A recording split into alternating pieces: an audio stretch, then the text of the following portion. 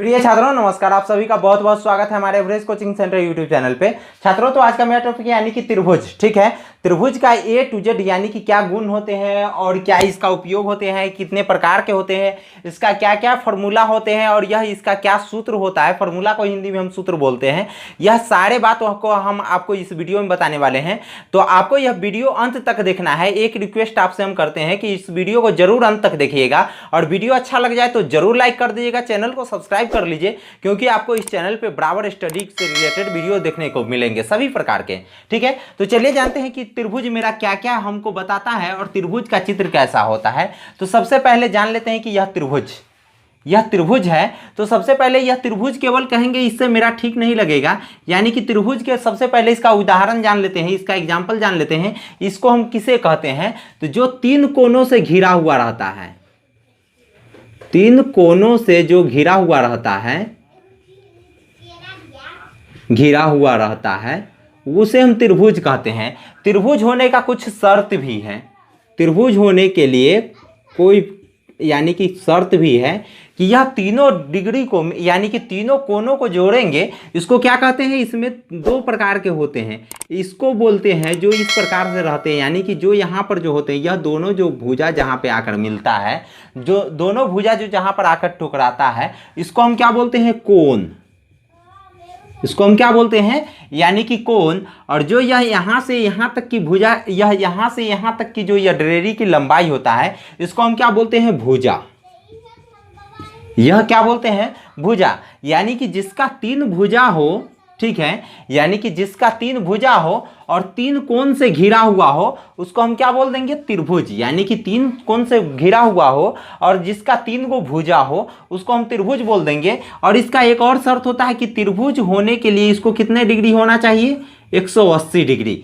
त्रिभुज के तीनों कोण को मिला करके कितना डिग्री होना चाहिए, 180 डिग्री। तो यहाँ पर हम शर्त में यह भी लिख देंगे कि 180 डिग्री, ठीक है। भुजा कितने, तीन होने चाहिए, कोण कितने, तीन होने चाहिए, और तीनों कोण का योग कितना होना चाहिए, यानी कि 180 डिग्री।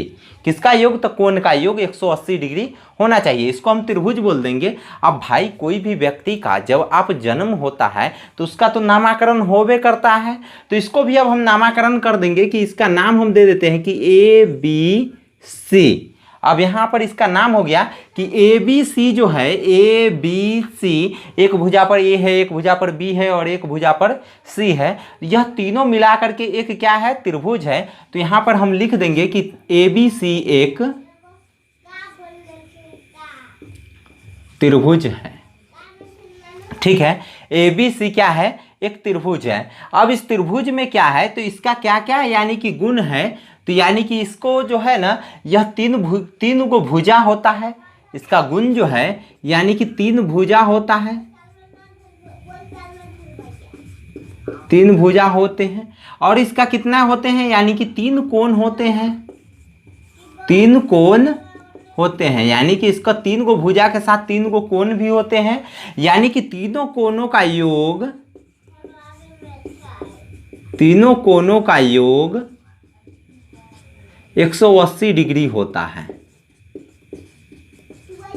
बस इतना ही इस त्रिभुज का गुण हो गया, जो यह सिंपल त्रिभुज होता है, ठीक है। अब इसके बारे में जानते हैं कि यह प्रकार कितने प्रकार के होते हैं। तो यह जो त्रिभुज होते हैं ना, तो वह इस ऐसे तो अनेक प्रकार के हो सकते हैं, लेकिन जो प्रचलित होता है, जिसको हम एग्जाम के रूप में समझते हैं यानी कि पढ़ते हैं, तो वह कितने प्रकार के होते हैं, तो लगभग 3 से 4 प्रकार के हम त्रिभुज को पढ़ते हैं।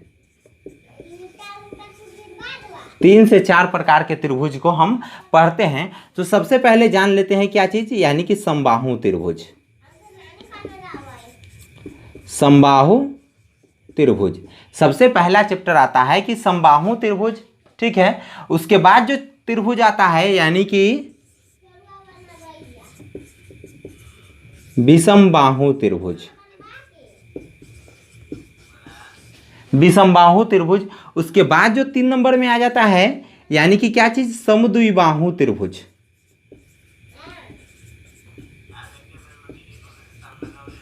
समद्विबाहु त्रिभुज। उसके बाद जो चौथा आ जाता है समकोण त्रिभुज।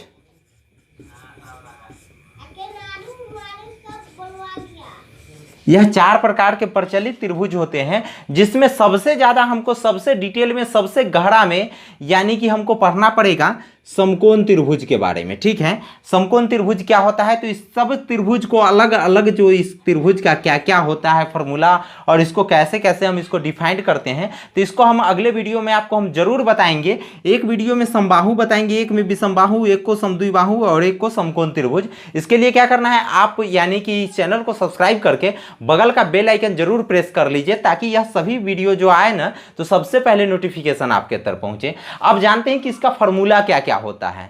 ठीक है, तो यानी कि यह त्रिभुज का जो यह 3 को भुजा होता है, यह एक भुजा यह हो गया, एक भुजा यह हो गया और एक भुजा जो यहाँ से लेकर यहाँ तक हो गया, यह तीनों भुजा जो होता है ना यह अलग अलग भुजा होता है। और इसमें त्रिभुज में अभी कभी यहाँ पे हम फॉर्मूला लिख रहे हैं और हमसे पूछ दिया जाता है यानी कि परिमिति ज्ञात करें, यानी कि त्रिभुज का कोई भुजा तीनों भुजा का अलग अलग मान दे देगा और आपको बोलेगा परिमिति ज्ञात करें, परिमिति निकालें। तो त्रिभुज का परिमिति कैसे निकलता है, तो त्रिभुज का परिमिति निकलता है यानी कि यह भुजा को यदि हम मान लेते हैं ए, ई भुजा का मान यदि ए है और इस भुजा का मान यदि बी है, यहाँ से यहाँ तक का मान यदि बी है और यहाँ से यहाँ तक का मान यदि सी है, तो परिमिति मेरा क्या हो जाता है कि यह भुजा ए भुजा जोड़ बी भुजा जोड़ सी भुजा, यानी कि ए प्लस बी प्लस सी, जिसको हम हिंदी में बोल सकते हैं तीनों भुजा का योग। तीनों भुजा का योग कहने का मतलब जो तीनों भुजा को जो जोड़ कर लिख देंगे वही मेरा इस त्रिभुज का परिमिति का फॉर्मूला हो जाएगा कि त्रिभुज की परिमिति क्या होता है, तो तीनों भुजाओं का योग। ठीक है, तीनों भुजाओं का, भुजा केवल लिख दिए हैं, एक से ज़्यादा इसमें केवल क्या हो जाएगा तीनों भुजाओं का योग। अब उसके बाद इसका फॉर्मूला क्या होता है, 2 नंबर में इसका फॉर्मूला होता है कि त्रिभुज का क्षेत्रफल ज्ञात करें। त्रिभुज का क्षेत्रफल, तो त्रिभुज का क्षेत्रफल मेरा क्या होता है कि 1/2 गुने आधार गुने शीर्ष लंब, 1/2 गुने आधार गुने शीर्ष लंब। और इसका एक दूसरा का फॉर्मूला यह भी आता है कि 1/2 गुने आधार गुने ऊंचाई। ठीक है, 1/2 गुने आधार गुने शीर्ष लंब, 1/2 गुने आधार गुने ऊंचाई। अब देखिए इसमें काफ़ी स्टूडेंट को कन्फ्यूजन रहता है, काफ़ी लड़कियों को इसमें कन्फ्यूजन रहता है कि अब इसमें ऊंचाई कहाँ से निकालेंगे, आधार कहाँ पता करेंगे, शीर्ष लंब कहाँ पता करेंगे।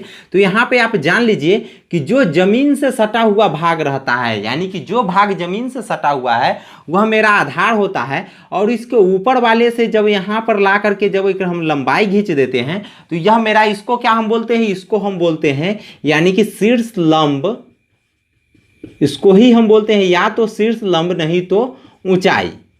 ठीक है, यानी कि जो यहाँ से और यहाँ की जो दूरी होगा उसको हम शीर्ष लंब बोलेंगे नहीं तो ऊंचाई बोलेंगे, इस दोनों में से किसी हम बोल सकते हैं, यानी कि शीर्ष लंब बोलेंगे नहीं तो ऊंचाई बोलेंगे, कोई भी अंक हम इस पे मुझसे बोल सकते हैं। यानी कि इसका मतलब त्रिभुज का क्षेत्रफल का फॉर्मूला क्या हो जाएगा कि 1/2 गुने आधार गुने शीर्ष लंब। अब देखिए परिमिति निकालने के लिए कहेगा तो आप तीनों भुजा को जोड़ दीजिएगा, जो तीनों भुजा का मान दिया रहेगा उसको आप जोड़ दीजिएगा। यदि क्षेत्रफल निकालना के लिए कहे तो आप क्या कीजिएगा 1/2, यानी कि 1/2 तो यहाँ पे दिया हुआ था 1/2 हो जाएगा आधार का मान, यदि आधार का मान b है तो यहाँ पर क्या लिख दीजिएगा 1/2 गुने b और गुना ऊंचाई का मान लेते हैं कि d है तो यहाँ पर क्या लिख देंगे b गुना d, क्या हो जाएगा यानी कि इसका क्षेत्रफल 1/2 गुना b गुना d। और कभी कभी यहाँ पर देखिए कि यह परिमिति है ना, तो आपको कभी कभी इसी में क्वेश्चन को कंफ्यूजन कर देगा कि आपको अर्ध परिमिति कह देगा, कभी कभी नहीं, यानी कि आपको काफ़ी क्वेश्चन मिलेंगे यानी कि क्लास 7 से लेकर के और क्लास 10 तक के कि अर्ध परिमिति ज्ञात करें, अर्ध परिमिति ज्ञात करें। तो अर्ध परिमिति क्या होता है, तो जो भी क्वेश्चन का जो भी यानी कि जो चित्र का जो परिमिति होता है ना तो उसको आप 2 से भाग दे दीजिए, वही उसका अर्ध परिमिति हो जाएगा। तो इसका परिमिति कितना होता है a + b + 2, तो इसका परिमिति अर्ध परिमिति कितना हो जाएगा a + b + c/2। 2, ठीक है। और इसमें से जो है ना, यानी कि कुछ क्वेश्चन जो हीरोन के सूत्र पे भी आता है, तो हीरोन के सूत्र पे कौन कौन से क्वेश्चन आता है तो उसके बारे में भी हम अगले यानी कि वीडियो में जरूर बताएंगे। तब तक के लिए फिर क्या करते हैं, यानी कि इसको त्रिभुज को पहले बता करके फिर हीरोन के फॉर्मूला में हम जरूर चलेंगे, ठीक है। तो आपको यह वीडियो अच्छा लग गया होगा तो जरूर लाइक कर दीजिएगा, चैनल को इसलिए सब्सक्राइब कर लीजिए क्योंकि स्टडी से रिलेटेड आपको इस चैनल पर वीडियो बराबर देखने को मिलेंगे।